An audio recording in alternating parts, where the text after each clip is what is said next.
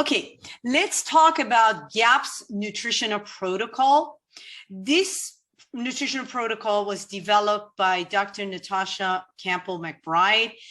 She is a Russian neurologist and nutritionist and who lives in England, and she developed this protocol to heal her son from autism and learning disability. And it's based on basically nutritional diet and some supplements and some lifestyle changes. This is her book, Gut and Psychology Syndrome, and GAPS stands for Gut and Psychology Syndrome Nutritional Protocol. The source of my talk is from gapsdiet.com. So if you want to learn more about this, either you could go to her book or to gapsdiet.com source. Why GAPS diet? The main reason that Dr. Natasha is recommending this diet for various ailments is because of Hippocrates, the father of medicine, famous quote that all diseases begins in the gut. And Dr. Natasha uses food as medicine to heal the gut first, and that's the first step in healing the body from other ailments. And she's saying if we can heal the leaky gut, which is the gut permeability, then we can start making improvement. And the body has the immense capacity to heal itself if we can reduce the inflammation in the body using anti-inflammatory food that she has in her protocol. Her protocol has proven track records for various ailments, and it's very easy to follow. The instructions are very easy to follow. They're in stages, and you keep adding new food at every stage until you get to a point that you are able to add the different type of food in your diet. The results are life-changing, and it is beneficial to the whole family. And I recommend the whole family starts going on this diet because it's the easiest way and the most successful way is for the whole family to be on the protocol, so there is no temptation to do it otherwise. Who can benefit from GAPS diet?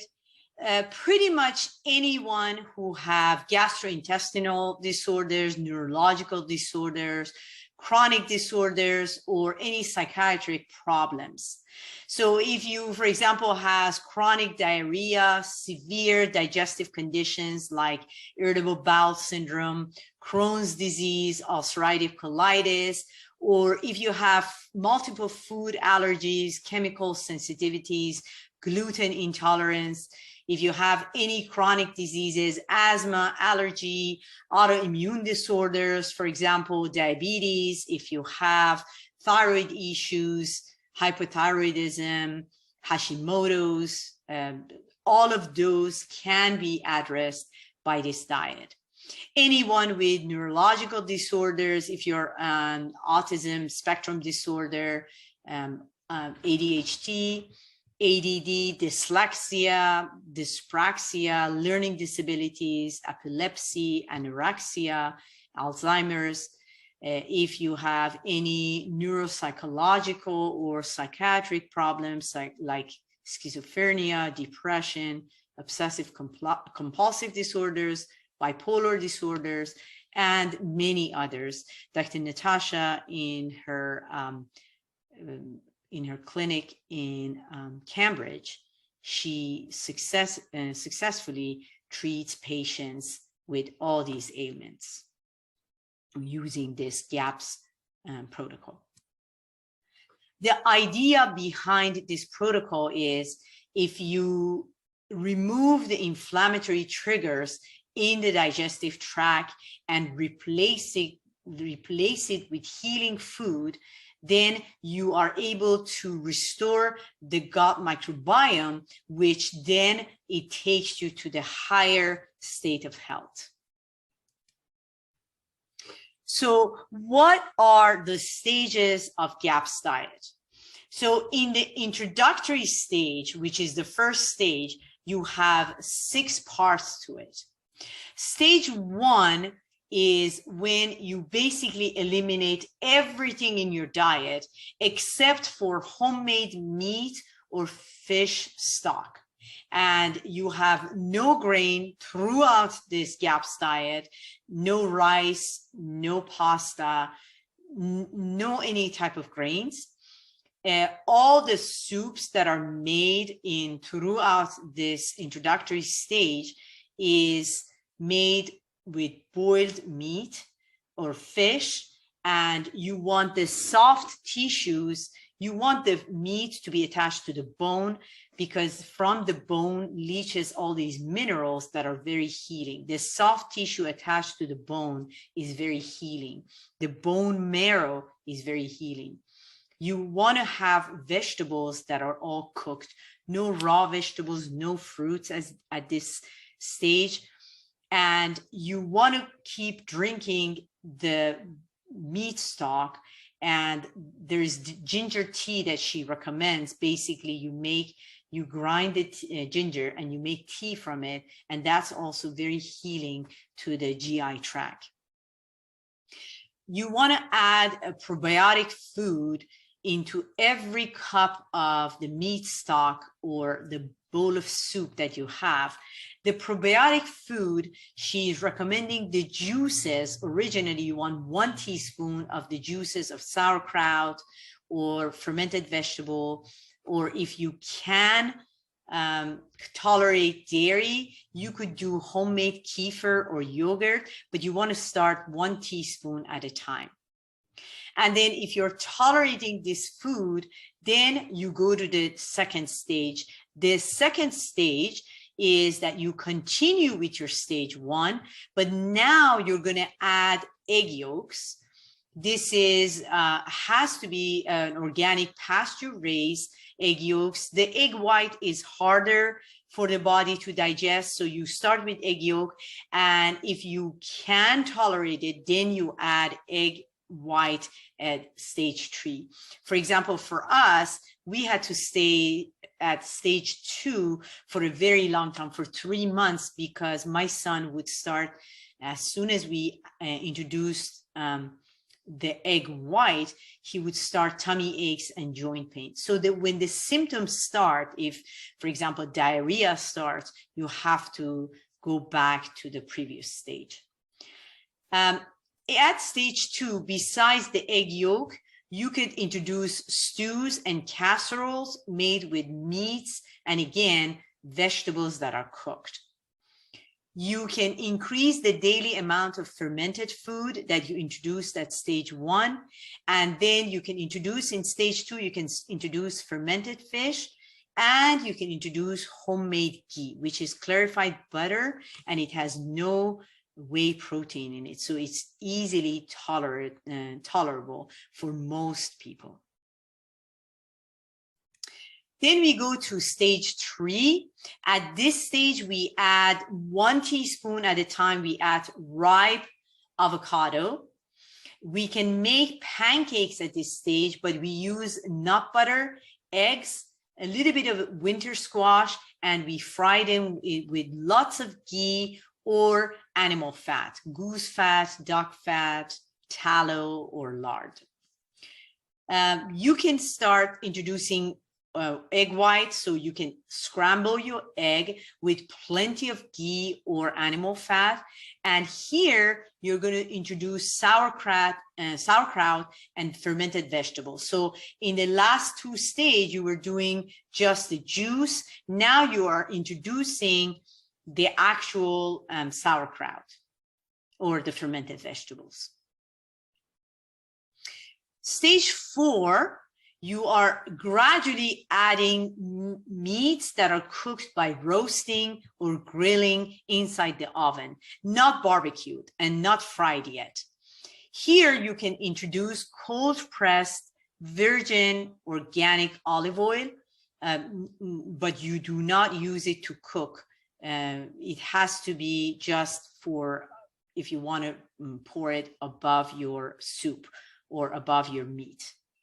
And then you can introduce freshly pressed vegetable juices at this point, and you can bake breads with almond flour at this point. When you go to stage 5, you can add cooked apple. You either do apple puree, you can cook it inside the oven, or you can cook it with a little bit of water on the stove. And then you start gradually adding raw vegetables, starting from softer parts like lettuce, peeled cucumber. You don't want to go very strong. You want to do soft vegetables raw first. And then if the juice, the vegetable juice like carrot juice, celery juice, lettuce juice, they were well tolerated that we introduced in stage 4, we can start adding fruit juice to it, like apple, pineapple, mango, but you don't do citrus fruit at this stage yet. Then if all of these are well tolerated, no symptoms added when you add a new food, you can go to stage 6. At this stage, you start raw fruits. So you start with peeled raw apple, and you can start baking cakes with nut flour and dried fruit as sweetener at this stage. And these are all your 6 stages of your introductory gaps. For some people, they don't need to, if you don't have severe digestive issues, perhaps you don't have to go through these 6 stages of introductory gaps, and you could immediately go to the full gaps, which is pretty much what you see in stage 4. But before we go to full gaps, I want to tell you that we have to add some supplements that Dr. Natasha also recommends. One is a therapeutic strength probiotic that she recommends to take. Also, some supplements are essential fatty acids, cod liver oil, digestive enzyme, and targeted vitamins and minerals. So basically you do a blood test and see what you're deficient in, and then you are recommended those vitamins and mineral supplements to add. And of course, the probiotics that I told you. For the full gaps, pretty much you have to avoid all grains. It's pretty much stage 6 of the introductory gaps. All grains, all processed sugar, any starchy vegetables, and any starchy food. So any grains like rice, pasta, all of those, no wheats at the full gaps diet. The best food on full gaps would be eggs, meats, meat stock, fish, shellfish, fresh vegetables, fruits, nuts and seeds, garlic, and olive oil. The meat should be fresh, frozen from high quality sources. You want it to be pasture raised. You want it to be organic if possible. You do not eat anything that's smoked or canned or processed meat like sausages, hot dogs. You don't eat any of those. You just eat fresh meat. Fish, shellfish should be fresh or frozen. You want it to be wild caught. You don't want it to be farmed raised. And the predator fish that have high amount of mercury for like shark, tuna, halibut, swordfish, you want to avoid those.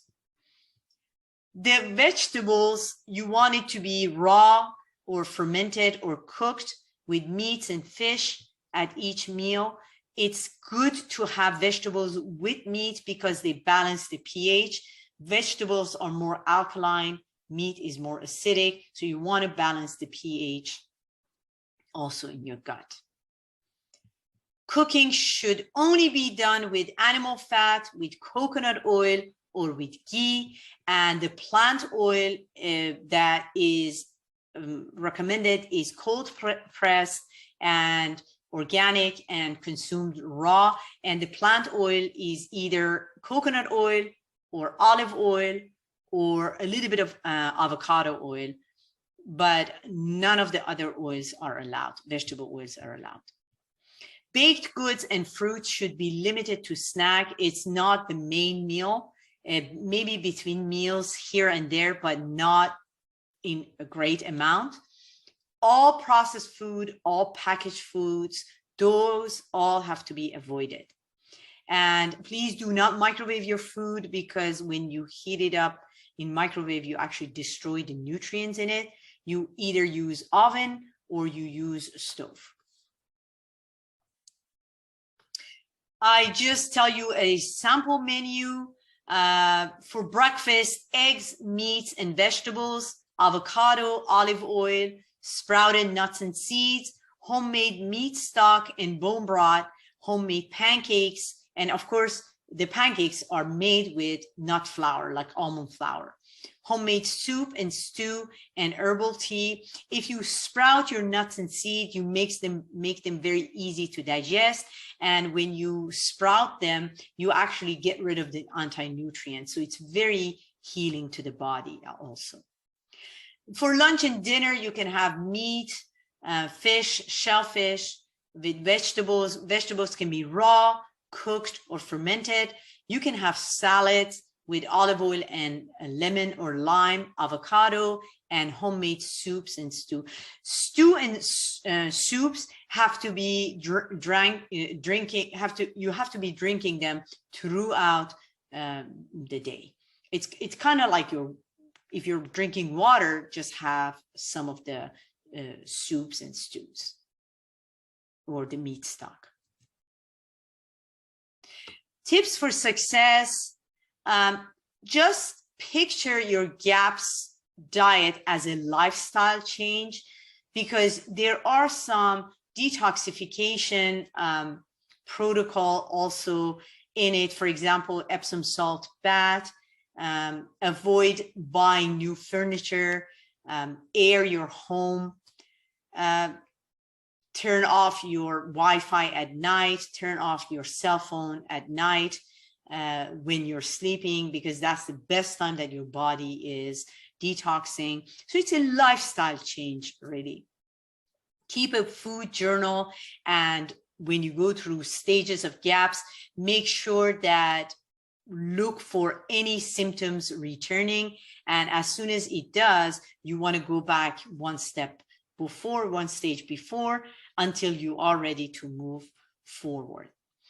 The fats you introduce gradually, because some people have their pathways to digest fats is compromised, so it is difficult for them to digest it. So you want to just slowly and gradually introduce fats. Minerals act as cofactors for enzymes, so it's very important that you keep on drinking your meat stock. It's full of minerals, especially your meat stock has to have bones in them. And if you want, you can add 1 tablespoon of a little bit of lemon juice or apple cider vinegar to leach all these minerals off the bone into your bones, into your meat stock. Some people might have a dairy intolerance. So Dr. Natasha suggests a kind of like step by step introducing dairy, not do it right at the beginning. So you have to avoid dairy for at least 4 to 6 weeks. Then you introduce homemade ghee, which is clarified butter and doesn't have any proteins. And if you tolerate that, after like 3 to 5 days, you're going to introduce raw organic cultured butter. And if you can tolerate that, in 3 to 5 days, you're going to introduce homemade yogurt. Then you're going to do homemade kefir and sour cream. And then you're going to do homemade cottage cheese. And every 3 to 5 days, you're going to move forward through these steps until step 7. And if you could introduce all of these and you had no problem, then you could do a commercially available natural cheese. But you don't do the processed cheese, but the natural cheese you can introduce at the step 7. So that's how she is suggesting if you have dairy intolerance, you introduce it very, very gradually. Okay, that's about it.